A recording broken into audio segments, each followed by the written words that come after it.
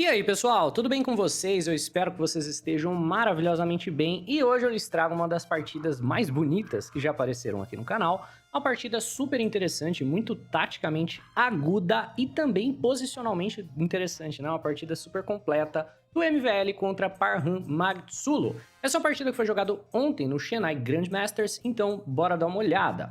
O MVL começa com E4, o Magtsulo entra na Siciliana com C5, que é muito interessante porque o pessoal costuma evitar a Siciliana contra o Maxime, já que ele é talvez um dos maiores experts da defesa siciliana que temos hoje em dia. Ele joga cavalo em F3 para jogar D4 e abrir o centro do tabuleiro, vai entrar nas linhas principais, e temos já uma linha lateral, peão na casa de E6, a variante francesa da siciliana. Isso é importante, note que as pretas não comprometeram o peão de D. O mais natural é a gente jogar D6 aqui para as pretas, controlando essa casa para poder tirar o cavalo sem o E5 ser jogado. Ao jogar E6 ao invés de movimentar o peão de D, as pretas esperam, no futuro, conseguir jogar D5 direto, sem ter que jogar D6 perdendo tempo. E se conseguirem isso, vai ser um caso de sucesso, vamos dizer assim, né? As brancas jogam D4 para abrir o centro do tabuleiro, nós temos C por D4, cavalo por D4, e evitando um monte de peças que poderiam pular na casa de B5, como o cavalo, como o bispo, as pretas jogam peão em A6, que é conhecida como a variante Can da defesa siciliana. Essa daqui é uma das linhas mais estudadas que a gente tem. O lance aqui para as brancas, pelo menos o lance mais jogado, né, é o lance bispo na casa de D3. Esse lance parece não fazer sentido, a não ser que você examine a posição com uma profundidade mais alta. Mas a ideia é super proteger logo esse peão, porque ele costuma ter muita dificuldade de avançar. Veja só, avançar o peão aqui parece bom, né? Você tira as casas do cavalo do adversário, só que vem dama na casa de A5. Então, o peão tá bem fixo nessa casa por hora e ele vai ser alvo de ataque das pretas. As pretas vão jogar cavalo em F6, se você tirar um cavalo, elas vão cravar esse cavalo. Então, o bispo em D3 é um lance profilático, que é o mais jogado já tem muitos anos. Só que o MVL vai para uma linha lateral e joga bispo na casa de E2, então vamos ver o que ele prepara. Preta joga um cavalo em F6, nós temos cavalo em C3. Como foi dito anteriormente, esse peão vai ser um grande alvo de longo prazo por conta de ideias de bispo na casa de B4. Mas até aqui tudo bem. Preta jogam dama em C7, primeiro ficando de olho no avanço do peão. Segundo, é interessante que dama em C7 aumenta a força do bispo em B4, porque tá colocando pressão em cima do cavalo de C3, e o natural para as brancas aqui é fazer o roque, certo? Então as brancas costumam jogar muito solidamente com o roque. Se vier bispo na casa de B4, por exemplo, a gente pode só defender o peão com dama em D3, ou a gente pode contra-atacar com bispo em G5, na ideia de que se você toma o meu cavalo, eu tomo o seu, e vida que segue. Mas o que o MVL faz é muito surpreendente. Ele joga uma coisa que não é jogada há muito tempo. É uma linha que tem pouquíssimos jogos na base de dados, mas claramente é preparação, porque ele joga de maneira instantânea, peão na casa de F4. Preparando, então, o avanço E5, né? Então o E5 não podia ser jogado antes, ele quer jogar de maneira bem, vamos dizer assim, bem precipitada, talvez. A gente não costuma movimentar o peão de F na abertura. Às vezes isso expõe bastante o rei. O Magtsulo pensa por um tempo, certo? Claramente está na preparação do adversário, e ele vai pro lance mais comum aqui, o lance que faz mais sentido. Bispo na casa de B4, né? Adiciona o segundo ataque no cavalo da casa de C3, e aparentemente, o jogador de pretas tem uma posição muito legal, né? O que as brancas vão fazer? Jogar dama D3 para defender o peão de E? Aí nesse ponto, pretas vão poder jogar D5, aplicar pressão no cavalo que tá cravado, você vê? Porque se você toma, ele toma de cavalo. Tem 3 ataques no cavalo de C3 e parece que pretas igualizaram se não estiverem melhores, né? Então você vê que o D5 ele vem sem perda de tempo nessa linha. Por consequência, o jogador de pretas acaba colhendo os frutos do E6 para jogar D5, sem necessariamente precisar jogar peão D6. Mas o que o MVL faz é absolutamente surpreendente. Ele não joga dama D3, que aparentemente é bom para as pretas, ele não joga roque, né, não sacrifica peão, nada disso. Ele joga E5. Quer capturar o meu cavalo? Capture, eu vou capturar o seu. E o curioso dessa posição é que o lance correto para as pretas é cavalo em E4, isso é claramente preparação. Ao ponto que após o roque, o jogador de pretas ganha um peão, então por exemplo, cavalo por C3, peão por C3, bispo por C3, torre B1, mas em troca desse peão, as brancas ganham bastante desenvolvimento, já tem o roque, e o jogador de pretas vai ter muita dificuldade de contestar o centro por conta dessa estrutura de peões meio fixa. Você vê que os peões estão todos fixos nas casas claras? Isso também piora muito a qualidade das peças. Esse bispo aqui não consegue jogar e esse tem importância demais e não pode ser trocado. Depois de uma ideia, por exemplo, como o bispo na casa de A3, o bispo das brancas vai ser um monstro. Então, essa daqui deveria ser a linha que as pretas jogam, Mas o que o Mago do Sul faz é o mais natural. Ele vai em frente e captura o cavalo. Beleza, a gente tem que tomar de volta, é com cheque, e aí a gente tem dama por C3. E o que se espera numa posição como essa, né, é, sei lá, rei na casa de F2, pra você não perder material, e pretas só estão melhores, é isso aí, né? Só que o MVL joga dama em D2, sacrificando uma torre inteirinha no 10º lance da abertura. Uma torre inteirinha e um peão, por sinal, porque ele já sacrificou um peão nessa brincadeira. Vamos dar uma olhada. O Matsulo analisa essa posição por muito tempo. Sendo um jogador do calibre dele, extremamente tático, certo? Eu imagino que ele viu com uma profundidade altíssima aqui antes de decidir jogar o que ele jogou. Mas, dama toma torre seria um erro perdedor. Por quê? Se dama por torre, não é tão claro por que as brancas estão ganhando, mas vai ficar logo logo. A ideia é simples. A gente capturou o cavalo, então na prática o que rolou foi uma troca de qualidade, foi um sacrifício de qualidade, né? Pretas capturam uma torre, a gente captura um cavalo. Na prática nós estamos numa posição onde o material não é tão desigual. Mas, no entanto, por exemplo, depois de G por F6, o desenvolvimento do jogador de pretas está extremamente comprometido. Ele abriu mão do bispo de casas escuras, por consequência, algo como bispo em A3 no futuro. E o nosso bispo ele vai ter uma força absurda por conta dos peões que estão todos em casas claras. Pretas não tem mais um lugar para fazer um rock seguro depois de capturar com o peão de G e depois de movimentar o peão de C. Então o rei vai ter que jogar no centro e as peças estão muito mal desenvolvidas. Então, por exemplo, brancas vão fazer o rock.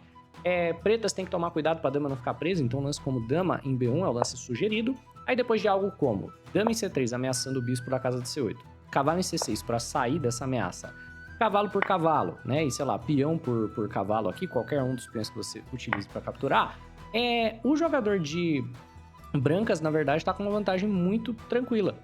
E todos esses fatores dão ao jogador de brancas uma vantagem decisiva. Por exemplo, o peão da casa de F6 vai cair, então, ó, bispo em E3 a gente desenvolve com tempo na dama, dama por peão com tempo na torre, e é uma situação muito desagradável em geral, principalmente pela fraqueza das casas escuras. Você vê todos os peões em casas claras, algo como torre em G8 para sair da ameaça da dama capturar, e bispo em C5 vai levar a checkmate em poucos lances, não tem muito que o jogador de pretas possa fazer. Claro que torre G8 ali não era o lance correto, porque cai nessa linha de checkmate, mas de uma maneira ou de outra, independente se o Matsulo calculou esse sacrifício de maneira super profunda, ou se ele só confiou na intuição de que o MVL não ia jogar instantaneamente um sacrifício de torre sem ter pelo menos alguma coisa preparada, né? Qualquer que seja o caso, o Matsulo captura a dama, depois de bispo toma, ele movimenta o cavalo para a casa de E4 e nós temos uma situação na qual pretas estão com um peão a mais, no entanto, nós temos o par de bispos para as brancas e o mais importante, né, as casas escuras enfraquecidas para as pretas e as brancas têm o bispo de casas escuras. Então, o MVL joga bispo em B4, ativando o seu bispo ao longo dessa fortíssima diagonal. Pretas jogam B6 para poder começar a desenvolver, querem jogar bispo em B7. E nós temos bispo em F3, colocando outro bispo para jogar nessa fortíssima diagonal também, e bispo em B7 segurando o cavalo. Você tá vendo como o sacrifício desse peão, na verdade, né, na prática foi um sacrifício de torre e um sacrifício de peão, dependendo de qual você queria aceitar, dá uma vantagem posicional de longo prazo para as brancas e também uma vantagem tática pelo par de bispos na posição aberta. Então agora, bora dar uma olhada em como o MVL converte a posição. Ele joga primeiro torre em B1 para pressionar o peão na casa de B6, o jogador de preta joga F5 para cimentar esse cavalo aqui para sempre, e brancas são basicamente forçadas a capturar en passant, senão o cavalo fica muito forte. Então, peão por en passant, G por F6, e agora as pretas vão colocar essa torre para jogar ao longo da coluna G.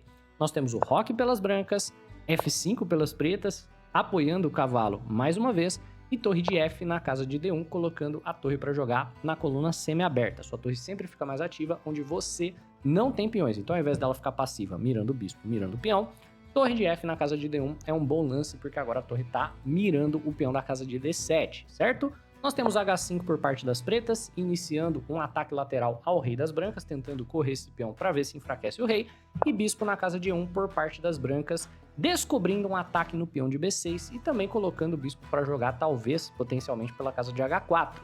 B5 para sair do ataque, e agora um momento muito legal, muito instrutivo. O jogador de brancas possui alguns peões fracos, você vê, esse peão está isolado e esse também. Peões fracos normalmente querem ser trocados. E é justamente isso que a gente vai fazer. Nós vamos aproveitar da cravada que nós temos ao peão de B por conta da torre que está na coluna semiaberta e nós vamos trocar as nossas fraquezas, ao mesmo tempo vamos auxiliar no nosso adversário a criar fraquezas dele mesmo. Então, peão na casa de C4. Qual que é a intenção do lance? Trocar esse peão isolado, fraco, pelo peão do adversário e transformar o peão dele num peão isolado, fraco, com alvo de longo prazo. Ao mesmo tempo, estamos, é claro, ameaçando vencer esse peão. O jogador de pretas, então, joga cavalo na casa de C6, tentando, né, lidar com o cavalo de D4, que está, de certa maneira, pressionando o peão de B5, C por B5 e cavalo por cavalo, porque, obviamente, né, você não pode tomar de volta, isso perde um peão. E depois de cavalo por B5, o jogador de brancas tem um cavalo muito forte, entrando nas casas escuras e causando muitos problemas para o jogador de pretas. Então, cavalo em C6 foi para trocar cavalos, depois de peão por peão, cavalo por cavalo, torre por cavalo e A por B5. E agora a gente faz exatamente a mesma coisa que fizemos com o peão de C com o peão de A. A4 é exatamente o mesmo tema. A gente troca o nosso peão que é isolado pelo peão do adversário. Na verdade, não é bem uma troca, né? A gente está explorando uma cravada, mas o peão dele virou uma fraqueza por conta daquela ideia do C4. E olha só, esse peão é insustentável no longo prazo. Você não pode, é claro, capturar o peão, porque se você capturar de peão, cai o seu bispo. Se você captura de torre, eu vou capturar a sua torre, e aí vai cair o seu bispo. Né? Então, qualquer que seja o caso, o A4 não pode ser tomado e o peão de B vai ser perdido. No final das contas, o sacrifício de material foi recuperado, mas as brancas ainda têm toda a compensação que conseguiram por aquele sacrifício. Pretas seguem naquela ideia de tentar gerar fraqueza por aqui, então jogam H4. Nós temos H3 por parte do MVL, sem pressa de recapturar o peão. Para tentar, porque o peão não pode ser defendido de maneira simples, né? Então ele joga o H3 só para evitar problema por aqui, fixar esse peão como uma fraqueza, e pretas jogam o lance peão na casa de D5. Olha só, finalmente conseguiu o D5, né? O que isso faz na prática? Cimenta muito bem esse cavalo, mas enfraquece o peão de E6. Todo lance de peão gera fraqueza. Todos eles têm pontos positivos, mas têm pontos negativos também. O peão agora está de vez fixado em casa clara, o que piora bastante a qualidade desse bispo. Foi uma decisão um tanto, vamos dizer assim, não vou dizer duvidosa, mas foi uma decisão um pouco difícil, né? Ela vai ter consequências de longo prazo e o bispo vai ter dificuldade de jogar por conta dela. Torre por B5 pressionando o bispo na casa de C6 e torre em B6. O peão pode ser capturado, mas seria uma troca pelo peão de E. E aí, você aceita essa troca, estando de pretas ou não? Se você disse que não é legal você trocar o peão do seu adversário, que é uma fraqueza, né? Ele está isolado, por mais passado que ele esteja, pelo seu peão que está conectado aos outros, meus parabéns, você fez a decisão correta estrategicamente. Pretas tem que defender o peão de E e tem que defender o bispo, então rei em D7 é o único lance lógico da posição. Algo como bispo por peão e torre por E6 cheque apenas dá ao jogador de pretas duas fraquezas adicionais e agora todos os peões das pretas estão fracos. Depois de rei na casa de D7, agora o jogador de brancas começa a correr o seu peão lateral passado, joga peão na casa de A5 e começa a se desenhar uma condição de vitórias para o jogador de brancas, que é justamente esse peão passado, certo? Se ele consegue ameaçar uma promoção, o jogador de pretas tem que sacrificar uma peça nele. E um tema muito importante quando nós lidamos com o peão passado é o bloqueio do peão. O jogador de pretas vai tentar colocar peças aqui na frente e as brancas querem trocar essas peças. A troca de peças, principalmente de bloqueadores, normalmente beneficia o jogador que possui o peão passado. Então vamos ver como as coisas se desenrolam. O jogador de preta joga cavalo em D6, trazendo o cavalo para a ala da dama. Vê que esse cavalo não estava sendo tão útil aqui, por mais centralizado que estivesse. As brancas jogam bispo na casa de E2, ó, defendendo a casa de bloqueio do peão e preparando o avanço dele. Agora essa casa está defendida duas vezes e o avanço se torna mais realista. Nós temos torre de A na casa de B8 e, como foi dito anteriormente, troca de peça absolutamente beneficia o jogador que está com o peão passado. Então, torre por B8, na hora, sem pensar. Torre por B8, a gente quer trocar mais uma torre. Torre em B4, olha só. Quer trocar peça. Por quê? Porque quanto mais peças são trocadas, mais perigoso fica o peão passado. E aqui agora eu estou citando o Ninzovic. O jogador de pretas, então, Magtsulo, joga a torre em A8, coloca a torre para bloquear o peão. E temos torre na casa de B2. Esse daqui é um princípio do Tarrashi, tá? Você quer sempre a sua torre do lado certo do peão. Torre B2, torre B1 são lances desejáveis para você passar a torre para A2 ou A1. E a ideia é torre B2, cavalo em C4, atacando a torre na casa de A2. E olha só, quanto mais o peão avança, mais casas a sua torre ganha, mais forte ela fica. Esse é um princípio muito importante do Zigbert Tahashi, certo? Você quer a sua torre ativa, do lado certo do peão, não passiva na frente do peão como temos aqui, né? Essa daqui é o princípio do lá ele, né? Você quer a sua torre ativa indo por trás. Tá, foi mal pela piadinha de mau gosto. Vamos lá. O jogador de pretas agora joga a torre em H8, defende o peão. Esse peão já tava caindo tem um tempo, né? Eu nem comentei porque as brancas estão muito claramente de olho no avanço do peão passado. Mas agora, finalmente, o jogador de pretas simplesmente coloca suas peças passivas, a torre defendendo o peão, vai colocar o bispo na casa de promoção e esperar pelo melhor. As brancas seguem avançando. A6, rei C7, A7, cavalo na casa de D6, o cavalo também tá querendo vir aqui para poder ameaçar o peão, né? Tá tentando fazer alguma coisa. Talvez tirar o cavalo da casa que o peão de D defenda para você poder avançar D4 e gerar ameaças você mesmo também, liberar a atividade desse bispo ao longo dessa diagonal. Pretas estão tentando alguma coisa. Temos bispo em C3 por parte das brancas, atacando a torre e também preparando para jogar bispo em E5. Crava o cavalo e força a troca de material. Torre na casa de A8 e bispo na casa de E5. Agora que o cavalo está cravado, as brancas podem trocar a peça quando quiserem, tornando esse peão cada vez mais perigoso. Rei em D7, saindo da cravada. Torre em A6, pressionando agora o bispo, de certa forma, certo? Cavalo em C4, atacando o bispo, e nós temos bispo na casa de B8, e agora a torre das pretas está para sempre trancada, a não ser que as brancas errem muito feio. Nessa torre, ela não vai conseguir se ativar, e nós temos o princípio da torre passiva contra a torre ativa demonstrado brilhantemente aqui na partida. Olha que maravilha, o peão é uma casa da promoção, 3 pontos de material, 4 na verdade, trancando 5. Então, o jogador de pretas tem um final muito difícil pela frente. Preta joga um cavalo em E3, rei em F2 toca o cavalo e preta joga um D4 para apoiar o cavalo e também para ativar o bispo de casas claras. Vem então peão na casa de G3, ó, no momento que o bispo é ativado, o jogador de brancas vai jogar para poder tirar peças aqui da mira do bispo, né? Olha, o peão de G estava ameaçado pelo cavalo e pelo bispo, e também para gerar uma outra condição de vitória, que é outro peão passado lateral. Então G3, H por G3, rei por G3 e de repente temos mais um peão. Bem quando o jogador de pretas conseguir bloquear um dos dois, a gente gera uma outra condição de vitória. A técnica do MVL é absolutamente incrível. Então bora ver o que o Matsulo faz para tentar empatar. Cavalo D5, bispo na casa de F3, ó. Espetando o cavalo, espetando o bispo também, e também espetando a torre. Estamos na maior diagonal do jogo. Peão em D3, o peão das pretas começa a avançar, mas as brancas têm o seu rei dentro do quadrado, então esse avanço não é nada que não possa ser parado, né? A casa de promoção está muito bem defendida, a torre pode voltar, não é problemático. Então o jogador de brancas começa a efetuar as trocas de peças para deixar os peões passados mais fortes. Nós temos bispo por D5, bispo por D5, rei em F2, entrando na mira do peão. Peão avança para a casa de D2 e agora nós temos um momento crítico, né? Nós temos torre em D6, tocando o rei do adversário com cheque, rei em E7 e aqui é um momento que nós temos apenas um lance vencedor. Qual que é a situação? Como a torre está sendo atacada, você jogar um lance como rei em E2 não funciona. Parece que funciona, é o lógico, é o que todo mundo jogaria, mas não funciona porque a torre está atacada. O adversário pode promover, certo? Que parece um lance estranho para jogar, mas o objetivo dessa promoção é atrair o seu rei para a casa de D1, onde ele pode levar um cheque de torre, e quando o rei estiver na casa de D1, jogar a torre por A7. E de repente a gente vai para um final empatado. Porque você tem que tomar a torre, ele toma a sua torre. Você adoraria movimentar a torre daqui, certo? Jogar, sei lá, torre toma bispo, mas aí, torre cheque. Por consequência, né, o MVL, que demonstrou técnica esplêndida até o momento, efetua um sacrifício de qualidade, joga torre por D5, peão por, e agora a vitória é muito clara. O que você precisa fazer para vencer? Obviamente você precisa pegar esse peão, então rei em E2, rei em F6, rei por D2, e esse daqui vai ser um final que vai vencer mais pelo final de rei peão, é como se isso daqui não existisse, né?